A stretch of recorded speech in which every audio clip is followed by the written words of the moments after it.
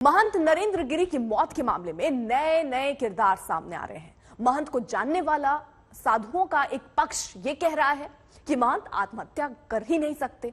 वहीं हैंडराइटिंग को लेकर भी, महंत के लिखने पढ़ने को लेकर भी कई बयान सामने आ रहे हैं। मौत की गुत्थी लगातार उलझती जा रही है और सवाल खड़ा हो रहा है कि आखिर कितने राजदार।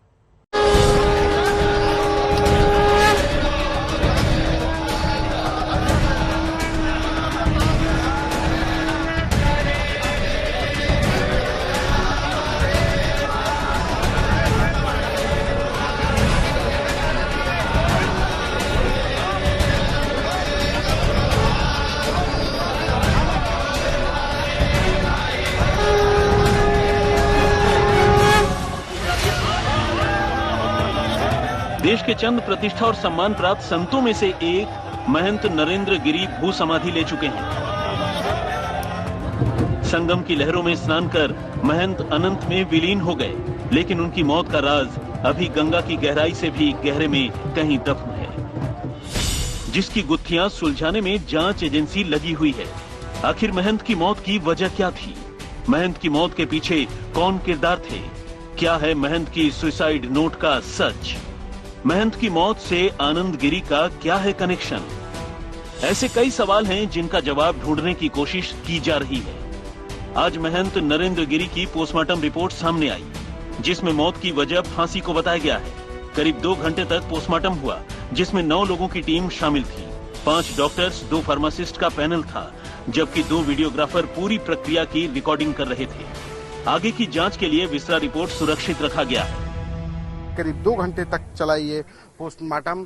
करीब 5 डॉक्टर्स का पैनल अंदर था, 9 लोग कुल अंदर थे, 2 फार्मासिस्ट, 2 वीडियो रिकॉर्डर और 5 डॉक्टर, जिसमें 3 एडिशनल सीएमओ रैंक के डॉक्टर्स थे और 2 डॉक्टर्स अन्य थे। फार्मासिस्ट अंदर थे ताकि कोई भी केमिकल अगर मिले तो उसको प्रिजर्व किया जा सके, और इसके साथ ही वीडियोग्राफी कराई गई है। नरेंद्र गिरी की मौत के सच तक पहुंचना यूपी पुलिस के लिए बड़ी चुनौती है। 18 सदस्यों की एसआईटी भी बनाई जा चुकी है। आला अधिकारी सीधे जांच पर नजर रख रहे हैं। प्रयागराज की कचहरी और अब से कुछ देर पहले ही भारी सुरक्षा के बीच आद्या तिवारी को और जो आनंद गिरी है उन दोनों को पेश किया गया था। और क्या हुआ अदालत के अंदर? अदालत के अंदर उनको 14 दिन की न्यायिक हिरासत दे दी गई है। अच्छा। और 14 दिन के बाद देखिए क्या होता है। जैसे ही पेश किया गया कुछ देर में जो जज है उन्होंने ऑर्डर कर दिया कि दोनों को 14 दिन की न्यायिक हिरासत में भेज दिया गया है। अब दोनों को नैनी जेल में ले जाया जाएगा। शक के घेरे में आए आनंद तिवारी से जांच टीमों ने आनंद गिरी और बाकी 2 आरोपियों आद्या तिवारी और उसके बेटे संदीप तिवारी पर सवालों की बौछार शुरू कर दी है। शक के घेरे में आए आनंद गिरी से पुलिस ने 12 घंटे की पूछताछ की। गिरफ्तार दूसरे आरोपी आद्या तिवारी से भी सवाल किए गए। दोनों को आमने सामने बैठाकर भी पूछताछ की गई। आनंद गिरी को मौका वारदात से बरामद सुसाइड नोट भी दिखाया गया। पुलिस ने आनंद गिरी से नरेंद्र गिरी की हैंडराइटिंग की पहचान कराने की भी कोशिश की।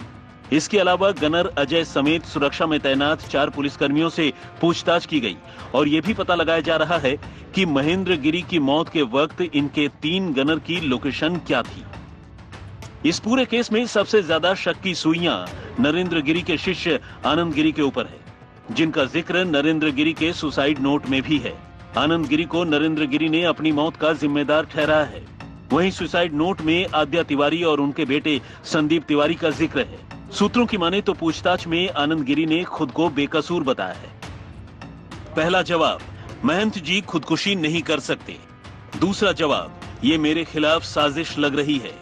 तीसरा जवाब, महंत जी ने मुझे माफ नहीं किया, तब तक मैं बड़े हनुमान जी के मंदिर नहीं गया। चौथा जवाब, मेरा महंत जी से कोई विवाद नहीं था और न ही वो मुझे परेशान लगे। वहीं आद्या तिवारी और उनके बेटे संदीप तिवारी, तीनों से एक साथ भी मंदिर के चंदे में गड़बड़ को लेकर पूछताछ की गई। महंत नरेंद्र गिरी ने अपने सुसाइड नोट में लेटे हुए हनुमान मंदिर के चंदे का भी जिक्र किया है, जिसे लेकर सवाल जवाब किए गए। पुलिस ने आनंद गिरी का फोन और लैपटॉप कब्जे में लिया है। इनकी फॉरेंसिक जांच होगी।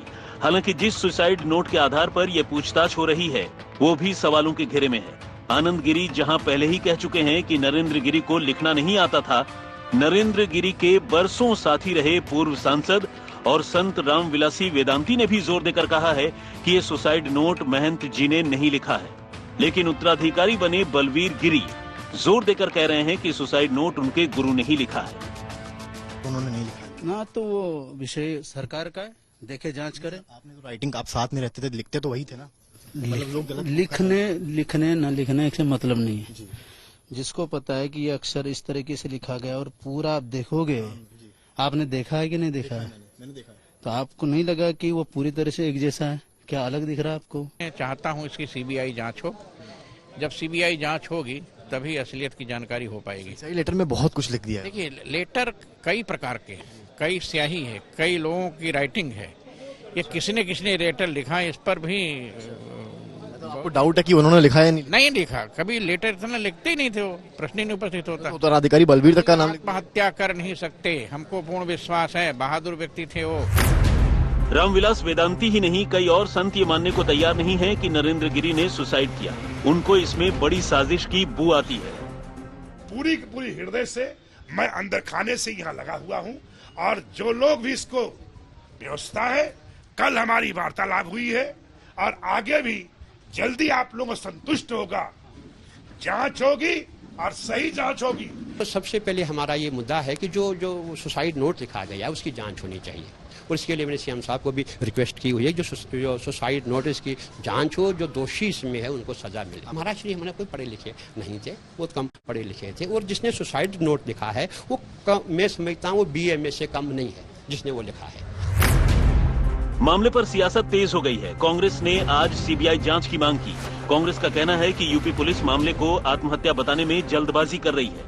वहीं यूपी सरकार की ओर से निष्पक्ष जांच का भरोसा दिया गया है। जिस जल्दबाजी में इसे आत्महत्या बिना पोस्टमार्टम रिपोर्ट आया घोषित किया गया था, वो बहुत ढेर सारे सवाल छोड़ता है। तमाम उनके शुभचिंतक प्रशंसक नरेंद्र गिरी जी के एक मांग कर रहे हैं कि इसकी सीबीआई जांच हो। कांग्रेस पार्टी उसमें जोड़ती है सीबीआई जांच हो और देख रेख में हाई कोर्ट की डिवीजन बेंच या सुप्रीम कोर्ट की डिवीजन बेंच की देख रेख में जो भी चीजें हैं वो जांच के दायरे में है और जांच ठीक से हो रही है। और जो भी अपराधी होगा, अगर पूज्य महाराज जी की हत्या हुई होगी तो हत्यारा नहीं बचेगा।